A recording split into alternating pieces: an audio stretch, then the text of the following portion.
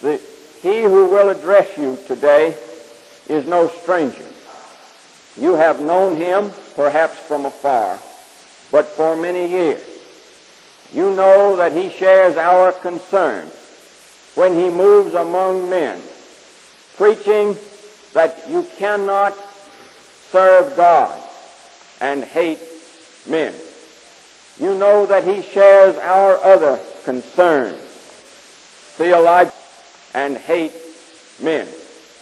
You know that he shares our other concerns, theologically and ethically, within the family of men serving under God. He is a young man. He has a family, a wife, and 4 children.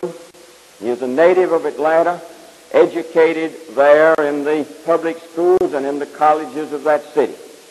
He was ordained into the Baptist ministry and served the church in Montgomery, Alabama.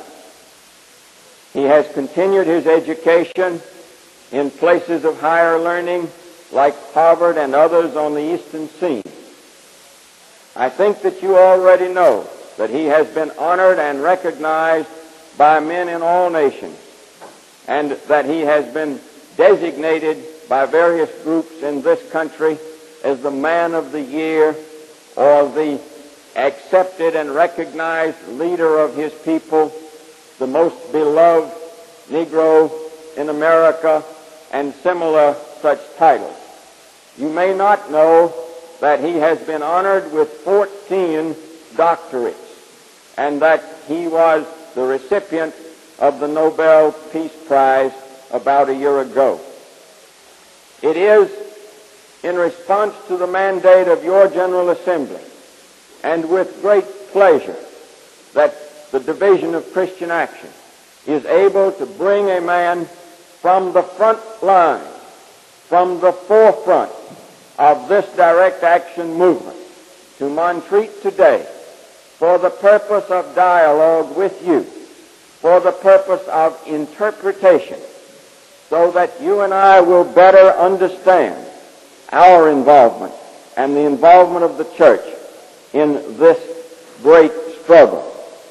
And it is in this context that all of us take pride and pleasure in the fact that Dr. King is among us today. Ladies and gentlemen of the conference, Dr. Martin Luther King.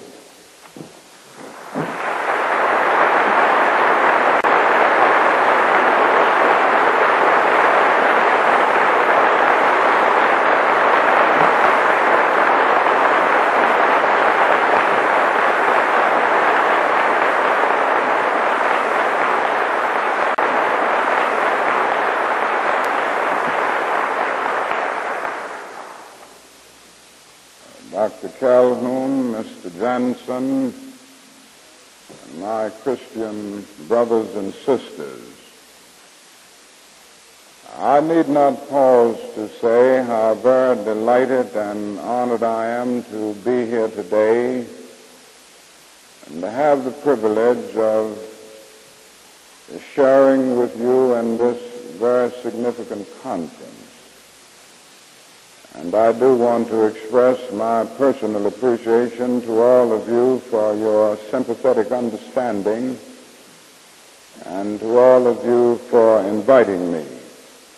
As you know, I was to be here on Thursday evening, and unfortunately, one of the most violent conflicts of our nation, even in the history of our nation, developed in Los Angeles.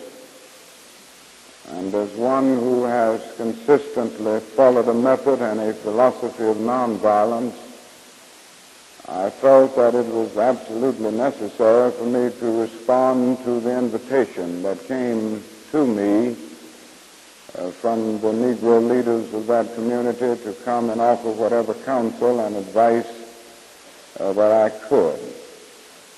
And it so happened that I had to be there a little longer than I thought I would. When I went, I thought I could go and stay 2 days and come back and be here in time for the Thursday night meeting. But after getting there was far too much to do to get the job finished in 2 days. And so I had to stay, but I'm happy that you gave me the privilege to come today, and that through sympathetic understanding, you realize why it was not possible for me to be here Thursday evening. I'm certainly indebted to Mr. Johnson for these very kind and gracious words of introduction. As I listened to him with his wonderful and eloquent words of introduction, I felt something like the old maid who had never been married. And one day she went to work, and the lady for whom she worked said, "Ann, I hear you're getting married." She said, "No, I'm not getting married, but thank God for the rumor." Now, I know all of these wonderful things that he said about me can't be true, but thank God for the rumor. These are difficult days in which we live. At points we do live in days of emotional tension, when the problems of our nation and the problems of the world are gigantic in extent and chaotic in detail. And as I stand before you, who are so involved in Christian action in the great Southern Presbyterian Church, I would like to use as a subject from which to speak the church on the frontier of racial tension. There can be no gainsaying of the fact that we find ourselves in a crisis-packed day. There can be no gainsaying of the fact that we have a crisis in race relations in our country. Some years ago, a great sociologist at Harvard University, Dr. Sorokin, wrote a book entitled The Crisis of Our Age. The thesis of that book was that a crisis develops in society when an old idea exhausts itself and society seeks to reorientate itself around a new idea. Now, this is certainly true in our situation. It is true in our nation at the present time.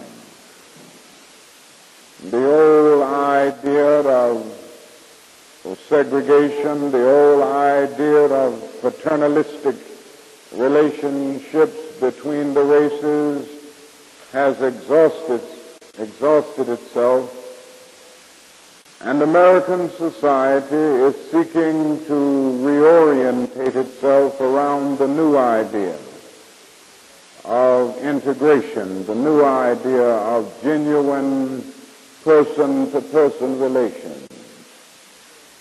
This accounts for the crisis of our age, and this accounts for the crisis in race relations today. Whenever a crisis emerges in society, the church has a specific and a great responsibility. It has a real responsibility in the midst of this crisis because the problems involved are essentially moral issues. The church, being the moral guardian of the community, cannot overlook its moral responsibility at this hour. Now, we must admit that all too often the church has been lax at this point. All too often in the midst of social evil, and too many Christians have somehow stood still only to mild pious irrelevances and sanctimonious trivialities. All too often in the midst of racial injustice, And too many Christians have remained silent behind the safe security of stained glass windows. But when the church is true to its nature, and when it is true to the gospel of Jesus Christ, and when it is relevant, it is always active in any period of social change, seeking to guide and direct, seeking to bring the eternal verities of the gospel to bear on the particular situation. This is the great challenge facing the church today.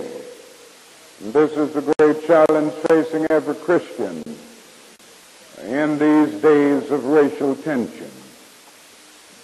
Now let me suggest some of the things that the church must do and some of the things that every individual Christian must do if we are to make the gospel relevant and if we are to be active on this frontier of racial tension.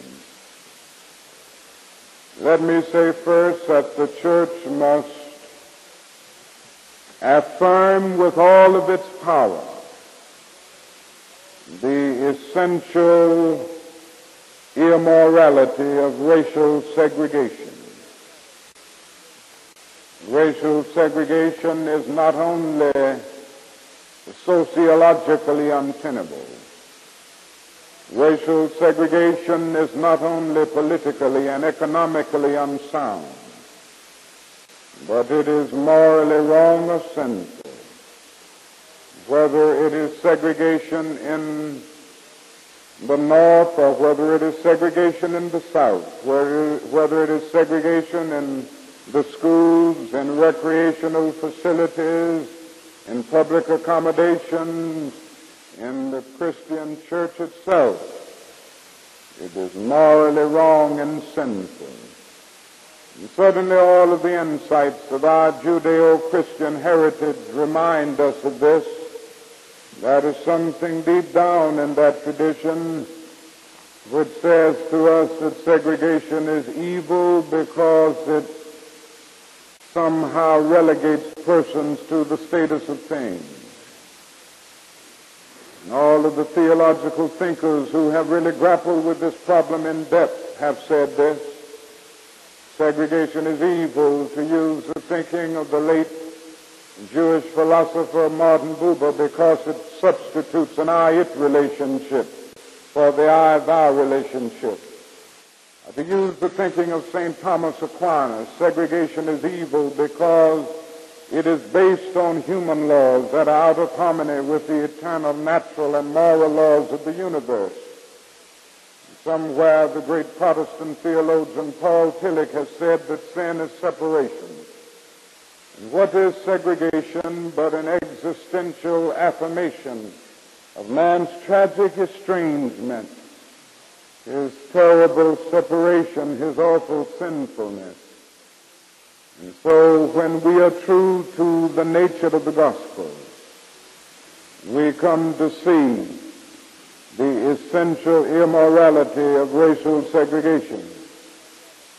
The other thing that we must see at this point is a basic philosophical point, and that is that racism is never based on what one may refer to as an empirical assertion. That is, out of an inductive method, you look at